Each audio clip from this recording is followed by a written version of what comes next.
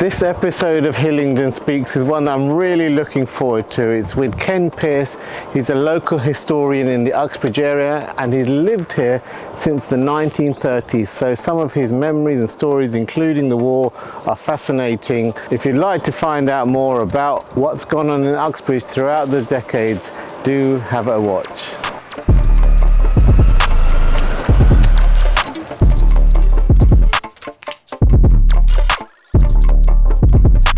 Ken, really welcome to Hillingdon Speaks. I'm looking forward to having this chat since I've known about you and I've seen some of the things you've done, talked about local history. So you're definitely a local historian that's well known. You lived in the area since the 1930s, is that right? Yes. Yeah. Can you tell us a little bit about your background and what our life was like in Uxbridge back then? Yes. Well, my parents brought me in 1931. From Suffolk, where I was born, into a little bungalow. My father was a carpenter, and he'd got a job with the local builders. So we came and settled here. It was quite a shock for him because he'd always lived in the country. Okay. And I was born in a cottage with no electricity, no gas, and a well outside where you took the water. Wow, far cry from life nowadays. Very much so, yes. But father adapted remarkably well. He was a country boy, you know. I mean, he listened to a bird sound and he knew which bird it was. Amazing. That sort of thing. Yeah. You know. But Uxbridge was much more rural in those days, I must admit. I mean, for example, we heard the cuckoo every year.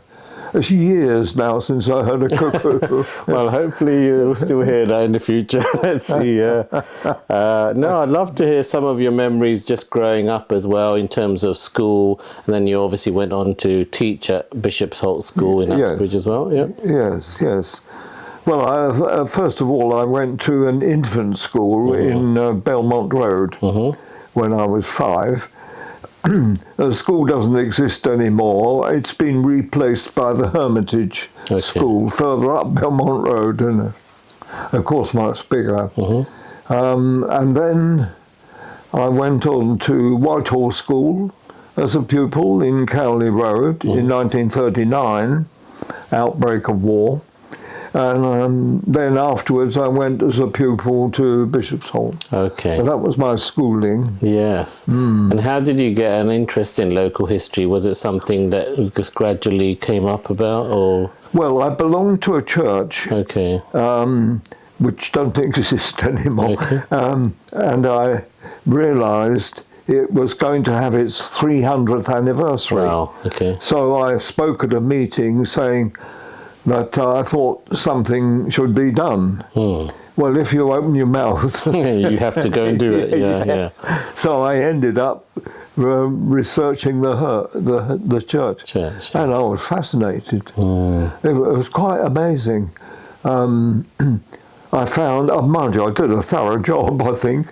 But I mean, I went to record offices. I went to the Lambeth Palace Library. I went to an Oxford college to look at a painting. You know, made various trips, and the result was that I became sort of hooked on research. Yes, you've done it a lot the hard way. Mind you, I also was aware at that time that the town was changing. So this is about 1960. And so I started to take photographs of the district and what was going on and so forth. I'd love to see some of those photos, but yeah, it must have been a fascinating change. I mean, how do you recall a life then in the 60s and 70s, and as you're documenting all of this? Well, it was still quite a bit of a market town, although things were changing. The trolley buses were running. You know, actually, I remember the electric trams before that. But trolley buses were running up and down between Shepherd's Bush and Uxbridge. And London was sprawling out, really.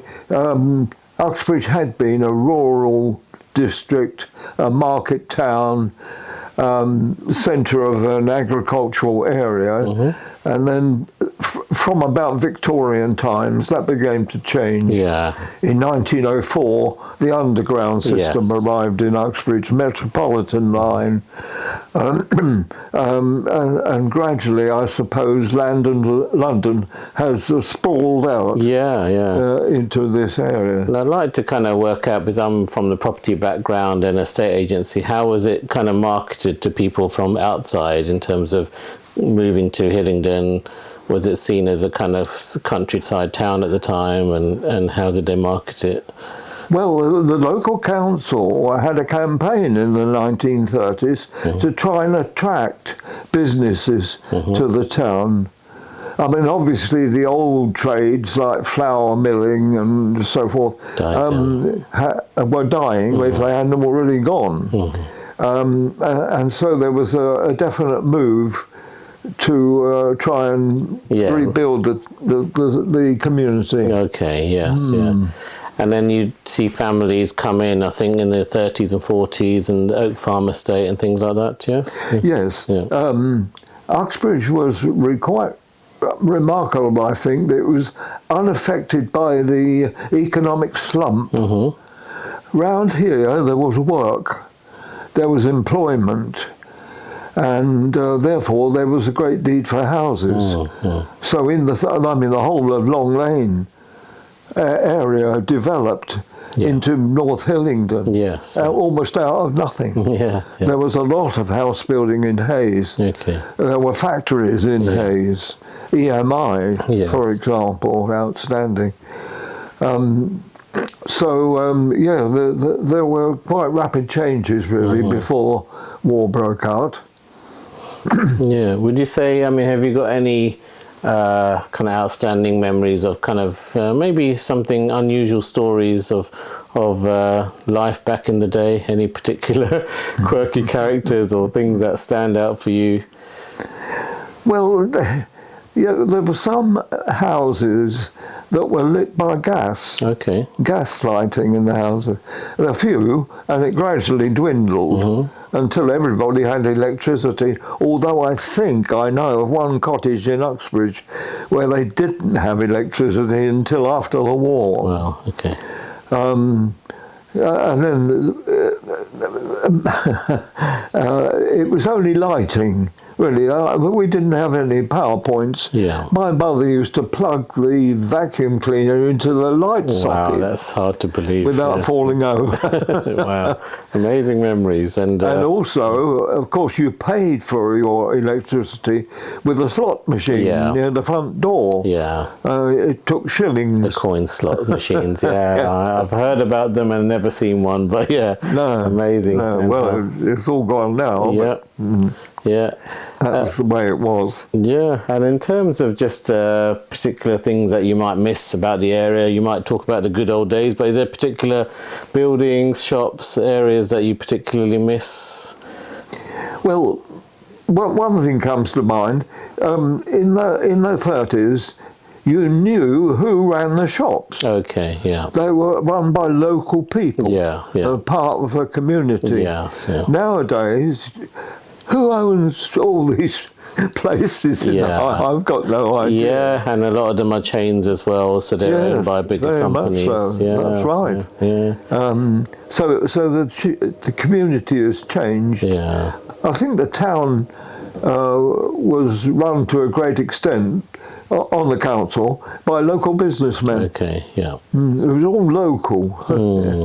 It is changed, not just Uxbridge, but a lot of London in that way as well. And now I'd also love to know any particular fond places that you have within Hillingdon Borough that you kind of still are your go-to places. I know you obviously must not be out and about as much, but in terms of any particular places that are fond to you still that you like to visit?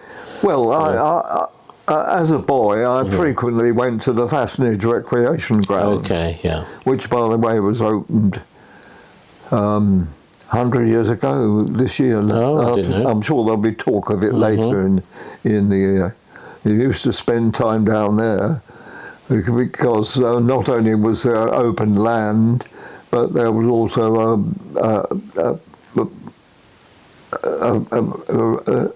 a sort of area with swings and roundabouts and paddling pool. Wow, wow. Yeah, and Hillingdon's known for a lot of green spaces, isn't it, like that as well. And I still haven't actually been to the Vestige one, but yeah, that's great to hear all of that. I mean, if there's anything else that you want to share about kind of life through the ages, any particular memories that you'd like to share? Well, my mother's kitchen was a bit different well, the kitchens that we have today. I mean,